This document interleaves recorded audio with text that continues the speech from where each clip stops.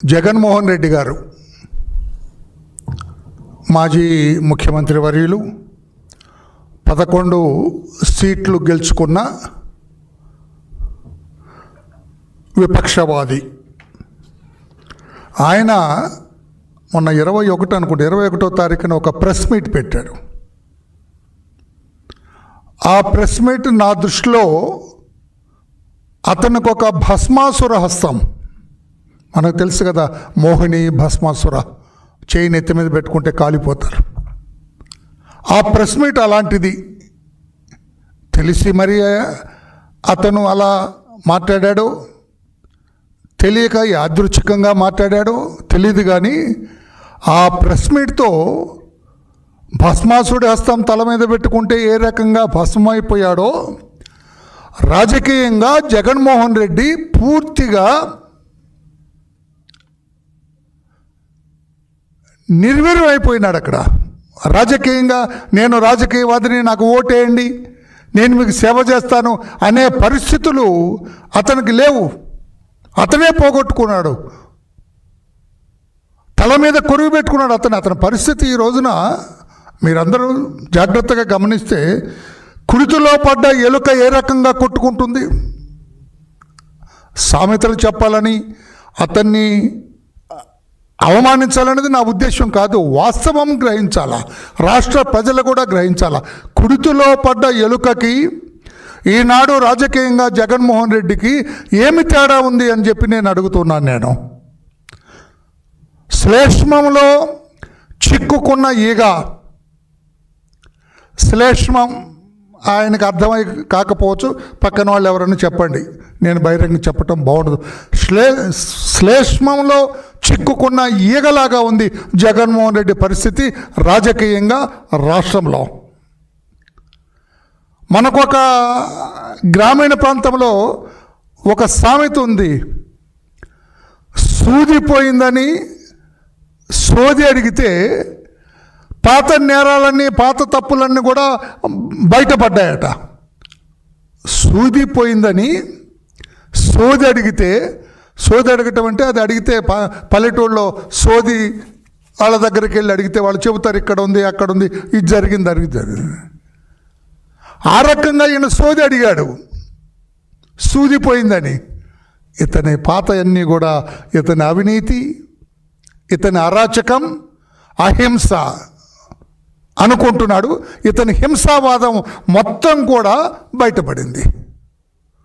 అతనేమని చెప్పాలనే ఉద్దేశం, తానొక అహింసావాదినని, తన కుటుంబం అంతా కూడా సచ్చీలురని,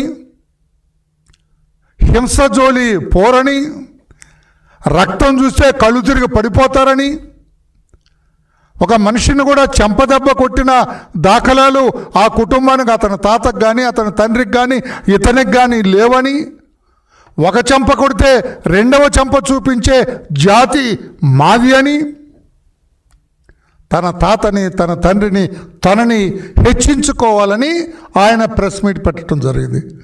పాత్రికేయ సోదరులు మీరందరూ గమనిస్తున్నారు లేదో, ఆయన ఎప్పుడు ప్రెస్ మీట్ పెట్టినా కూడా సెల్ఫ్ గోల్ వేసుకుంటాడు ఆయన. మరి ప్రెస్ని అడ్రస్ చేయటం రాకో, లేదంటే వాళ్ళు రాసి ఇచ్చింది సరిగా చదవలేకపోవటం వల్ల ఎప్పుడు తీయండి అతను ప్రెస్ మీట్ పెడితే ఎప్పుడు కూడా పుంకాలుగా మనకి అపోజిషన్ వాళ్ళకి ఇన్ఫర్మేషన్ ఇస్తాడు ఆయన, మెటీరియల్ ఇస్తాడు ఆయన. ఆ రకంగా తన కుటుంబ చరిత్ర తానే బయట పెట్టుకున్నాడు. తన కుటుంబం ఎలాంటిదో తానే బయట పెట్టుకున్నాడు. మీకు ఒక వీడియో చూపిస్తాను నేను, సింపుల్, ఒక 40 సెకండ్స్ ఉంటుంది. ఆ వీడియోలో మాట్లాడిన వ్యక్తి ఇప్పుడు అతనికి అనుంగు శిష్యుడు. అతను ఏం మాట్లాడాడో ఒకసారి చూడండి. రాజశేఖర రెడ్డి కలుసుకొని ఒక గ్రూపును రాజశేఖర రెడ్డి, ఒక గ్రూపును రాజారెడ్డి మెయింటైన్ చేయడం, మధ్యలో వీళ్ళకి ఎవరైనా కూడా కొంచెం ఏకుమేకైనాడు, లేకుంటే ప్రత్యర్థులు అంత బలపడిపోయినాడు, ఏ రోజైనా కూడా వీళ్ళ మాట వినడు అనేటువంటి స్థాయికి ఏదైనా లీడర్ ఎదిగితే అనేటువంటి వాళ్ళ ప్రత్యర్థులతోనే వాళ్ళని చంపించడం. ఈ రకంగా కొన్ని వందల హత్యలు పులివెందుల నియోజకవర్గంలో, ఆ వేంపల్లి మండలంలో గిడ్డింగిపల్లె భాస్కర్ రెడ్డి అని చెప్పేసి అతని మీద గిడ్డింగిపల్లె ప్రభాకర్ రెడ్డి, ఆ తర్వాత లింగాల మండలంలో అయితే ఒక 6 డజన్ కత్తుల పైన. ఎవరైనా తెలుగుదేశానికి మంచి లీడర్ అంటే వాళ్ళందరినీ కూడా చంపడం, ఒక రకమైనటువంటి భయప్రాంతం చేసి ఆ భయభ్రాంతుల నుంచి ప్రజలు బయటపడకుండా వీళ్ళ యొక్క ఎన్నికల పబ్బం గడుపుకునేవాళ్ళు. రైట్, వీడియో తీసేమ్మా, మళ్ళీ నేను అడిగినప్పుడు పెడదు. కానీ మీరు చూశారు కదా అందరూ, ఏం కనపడుతుంది, ఎవరు చెప్పింది? ఇప్పుడు ఆయన అనగా జనరల్ సెక్రటరీ అనుకుంటా, అతను పార్టీకి కూడా జనరల్ సెక్రటరీ, జగన్ గారి పక్కనే ఉంటారు. ఆయన ఏం చెబుతున్నాడు? రాజశేఖర్ రెడ్డి, అతని తండ్రి రాజారెడ్డి గారు రాజకీయంగా స్థిరపడటానికి, రాజకీయంగా గెలవటానికి 100 గిట్టని వాళ్ళందరినీ చంపిస్తారు, ఏకుమేకైన వాళ్ళందరినీ చంపిస్తారు, 10,100 సంఖ్యలో చంపించారు అన్న జగన్మోహన్ రెడ్డి గారు. ఇప్పుడేమంటారు మీరు మొన్న 21వ తారీఖున పెట్టిన ప్రెస్కి దీనికి ఏమైనా సంబంధం ఉందా? మీరు ఒక చెంప కొడితే రెండో చెంప చూపించే కుటుంబం ఆమెది. హింసావాదం అంటే తెలియని కుటుంబం ఆమెది. మీ తాతని చంపిన వాళ్ళను కూడా క్షమించేంతటి దయగల కుటుంబం ఆమెది. చెప్పినాడు కదా అతను సతీష్ రెడ్డి గారు. 10,100 సంఖ్యలో చంపేశారు గిట్టని వాళ్ళని మీ రాజకీయ లబ్ధి కోసం. ఇప్పుడు ఏమంటారు జగన్మోహన్ రెడ్డి గారు? మీ మనస్తత్వం ఏంటి చెప్పండి. జగన్మోహన్ రెడ్డి గారు మీ మనస్తత్వం చిన్ననాటి నుంచి కూడా అరాచకాలకు, హింసావాదానికి అలవాటు పడ్డ వ్యక్తి మీరు. మీ బాల్యమంతా కూడా ఒక ఆకతాయిగా సాగింది, నిజం కాదా? మీ బాల్యమంతా కూడా ఆకతాయితనంగా సాగింది. మీరు చదువుకునేటప్పుడు కూడా నేను అడుగుతున్నాను, ఈ రోజున మీరు 10th క్లాస్ ఏదో పబ్లిక్ స్కూల్లో చదివారంటున్నారు కదా, అక్కడేనా మీరు క్వశ్చన్ పేపర్లు దొంగతనం చేశారని మీ మీద ఆరోపణలు ఉన్నాయి? దానికి ఎప్పుడైనా సమాధానం చెప్పారా రాష్ట్ర ప్రజలకి? నేనేంటి క్వశ్చన్ పేపర్లు దొంగతనం చేస్తే ఫస్ట్ క్లాస్ స్టూడెంట్ మీరు అంటారు కదా, నేను ఫస్ట్ క్లాస్ స్టూడెంట్కి క్వశ్చన్ పేపర్స్ దొంగతనం చేయాల్సిన అవసరం ఏముంది? సమాధానం చెప్పారా ఎప్పుడైనా? మీరు ఇక నేను లోతుగా అందులోకి పోదలుచుకోలేదు. మీరు మీ నాన్నగారు ముఖ్యమంత్రిగా ఉన్నప్పుడు మిమ్మల్ని బెంగళూరుకే పరిమితం చేశారు. మీ నాన్నగారు ముఖ్యమంత్రిగా ఉన్నప్పుడు మిమ్మల్ని బెంగళూరుకు పరిమితం చేసి, నువ్వు హైదరాబాదులో అడుగు పెట్టద్దు, హైదరాబాద్లో అడుగు పెడితే నా పదవికి ముప్పు వస్తుంది, నీ అవినీతి కావచ్చు, నీ అరాచకం కావచ్చు, నీ హింసావాదం కావచ్చు, నీ వ్యవహార శైలి కావచ్చు, నీ ప్రవర్తన కావచ్చు, వీటన్నిటి ద్వారా నా పదవికే ముప్పు వస్తుంది. కనుక నేను ముఖ్యమంత్రిగా ఉన్నంత వరకు నీవు హైదరాబాదులో అడుగు పెట్టొద్దు, నీవు బెంగళూరులోనే ఉండు అని మీ నాన్నగారు నిన్ను ఆదేశించింది నిజం కాదా మిస్టర్ జగన్? సమాధానం చెప్పండి. మీరు చెప్పకపోతే అది నిజమని నేను చెప్పిస్తా. ఆ వీడియో ప్లే చేయ, రోషే గారు చెప్పింది.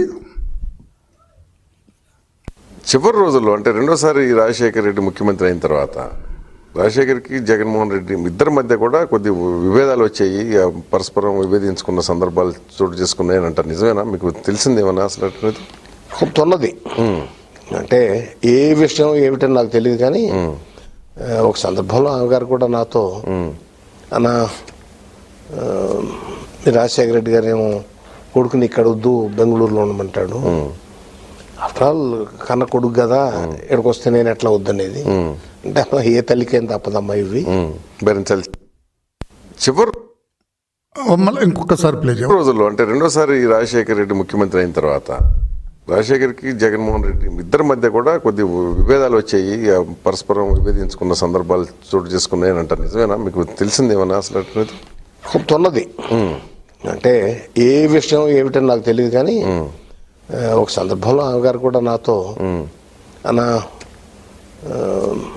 రాజశేఖర రెడ్డి గారు ఏమో కొడుకుని ఇక్కడ వద్దు బెంగళూరులో ఉండమంటాడు, ఆఫ్టర్ ఆల్ కన్న కొడుకు కదా, ఇక్కడికి వస్తే నేను ఎట్లా వద్దనేది అంటే ఏ తల్లికేం తప్పదమ్మా ఇవి భరించాలి. రైట్, తీసేమ్మది. సార్ చూశారు కదా మీరంతా, తల్లి రోషే గారు సీనియర్ మినిస్టర్ రాజశేఖర రెడ్డి గారి క్యాబినెట్లో ఆయన్ని కలిసి చేతులు పట్టుకొని కొడుకు వస్తే ఈయన ఒప్పుకోవట్లేదు, ఇక్కడికి తండ్రి కొడుకుల మధ్య పచ్చగడ్డేస్తే మండుతుంది, ఆయన వస్తే ఈయన ఒప్పుకోవట్లేదు, మరి కొడుకు కదా ఎలాగండి, మీరైనా సర్ది చెప్పండి అని ఆయన్ని రిక్వెస్ట్ చేయటం మనం చూసాం. ఇక్కడ కాదనగలరా జగన్మోహన్ రెడ్డి? మేము బెంగళూరులో ఎందుకు ఉండమన్నాడు మీ నాన్నగారు?